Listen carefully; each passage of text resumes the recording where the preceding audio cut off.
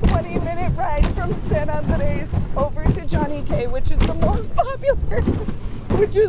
popular, like, small island next to San Andrés. Boat is so choppy, oh my god. Salty. It's salty. Oh my god. You can see behind me the water is so clear and everything is so teal and blue.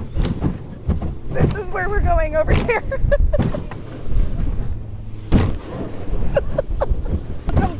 Welcome to San Andrés, Colombia.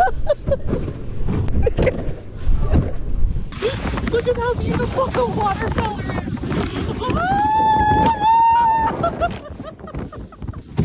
Holy moly. We made it, but oh, that was the most interesting 10-minute boat ride I've ever been on. Familia, bienvenido a la isla de Johnny Cay.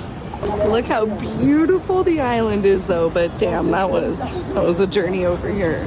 That was the craziest boat ride, but if you want to watch the full video or like some information about this beautiful island of Johnny Cay, definitely go check out our YouTube channel at Colombia Expats. It's going to tell you all of the things that we did in San Andrés, and you'll get to see how absolutely stunning this island is.